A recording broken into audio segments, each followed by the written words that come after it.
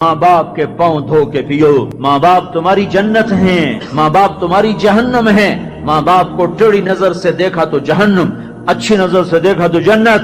کیا کمال ہے، قربان جائیں. میرے نبی نے کہا جب بیٹا ماں باپ کو محبت سے دیکھتا ہے، ماں کو دیکھے یا باپ کو دیکھے، تو اس کے لیے ایک حج کا ثواب لکھا جاتا ہے.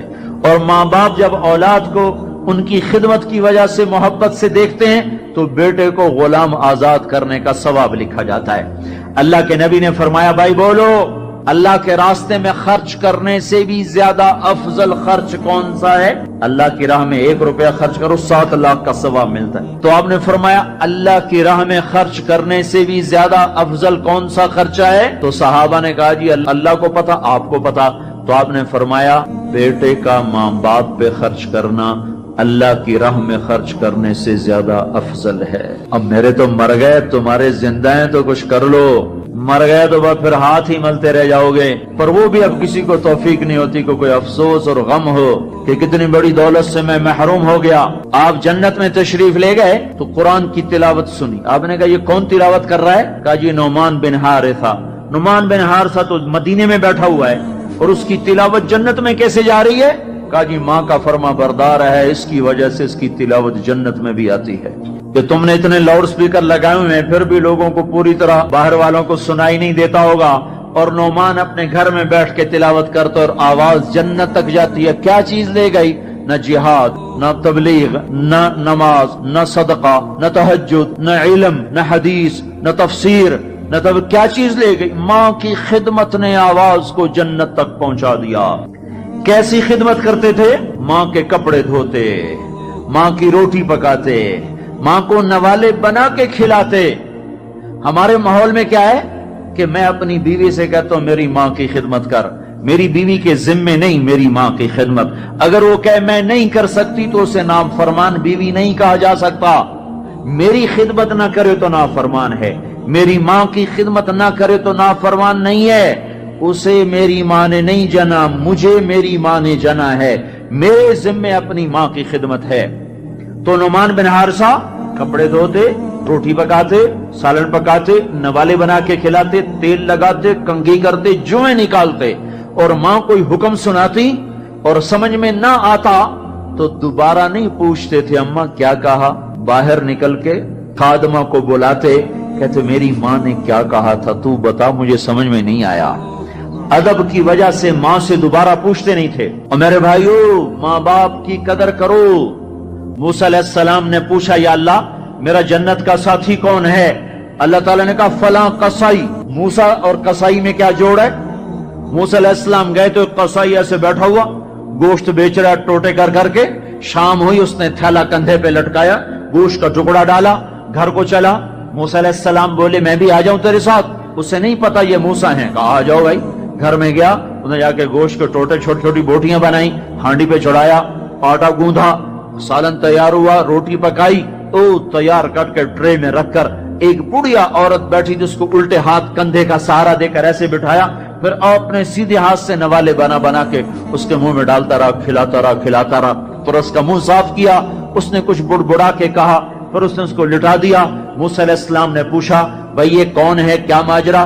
کہا میری اماں ہے، صبح جاتا ہوں اس کے سارے کام کر کے جاتا ہوں، شام کو آتا ہوں پہلے اس کے کام کرتا ہوں پھر اپنے بچوں کو دیکھتا ہوں. موسیٰ علیہ السلام نے کہا یہ کچھ کہہ رہی تھی، یہ کچھ کہہ رہی تھی. وہ کہنے لگا کیا بتاؤں کیا کہہ رہی تھی؟ پاگل ماں ہے، پاگل ماں ہے. جب بھی خدمت کرتا ہوں مجھے کہتی اللہ تجھے موسیٰ کا ساتھی بنائے جنت میں. میں کہاں اور موسیٰ کہاں، میں کہاں اور موسیٰ کہاں. وہ جب بھی میں خدمت کرتا ہوں کہتی اللہ تجھے موسیٰ کا جنت میں ساتھی بنائے. آئے ہائے. موسیٰ علیہ السلام بولے تیرا کام بن گیا، تیری ماں نے تجھے موسیٰ سے ملا دیا. اے ماؤں کو راضی کرو، نبیوں کے ساتھ جنت میں پہنچو گے. ہائے میرے نبی سے پوچھا گیا تھا قیامت کب آئے گی تو آپ نے یہ نہیں کہا تھا جب زنا زیادہ ہوگا، جب قتل زیادہ ہوگا، جب پتھروں کی پوجا ہوگی تو قیامت آئے گی. میرے نبی نے فرمایا تھا جب اولادیں ماں باپ کو ذلیل و رسوا کریں گی اس وقت قیامت آئے گی. جب ماں باپ سے ایسے بات کریں جیسے نوکروں سے کی جاتی ہے تو اس وقت قیامت آئے گی. جب ماں ڈر رہی ہو کہ میرا بیٹا کہیں بدتمیزی سے مجھ سے بات نہ کرے، جب باپ ڈر رہا ہو کہ کہیں میرا گریبان نہ پکڑ لے تو سمجھو قیامت آ گئی۔ اور اللہ کے نبی نے فرمایا جس نے ماں باپ کو ستایا اس پہ اللہ کی لعنت، فرشتوں کی لعنت، زمین آسمان کی لعنت، نہ نماز قبول ہے، نہ روزہ قبول ہے، نہ حج و زکوٰۃ قبول ہے۔ ہائے ہائے، میں ایک شہر میں گیا، ایک نوجوان میرے پاس آیا کہ میرے باپ نے میرے اوپر زیادتی کی ہے، میری سناؤ۔ سنتے سنتے پتہ چلا کہ اس نے اپنے باپ کے خلاف عدالت میں کیس کیے ہوئے ہیں۔ میں نے کہا بیٹا تو جلدی سے چلا جا، تو شکر کر تیرے اوپر آسمان نہیں ٹوٹا، زمین نے تجھے نہیں نگلا، تیرے اوپر کوئی آگ کا کوڑا نہیں برسا، اور اللہ نے ابھی تک تجھے درگزر کا معاملہ کیا ہوا ہے۔ تو بیٹا ہو کر باپ کے خلاف کیس کر رہا ہے، صرف تو نہیں رگڑا جائے گا، وہ وکیل بھی رگڑا گیا جس نے تیرا کیس تیار کیا، اور وہ گواہ بھی رگڑے گئے جنہوں نے گواہی دی۔ ارے ظالم، بیٹا ہو کر باپ کے خلاف تو کیس کرتا ہے؟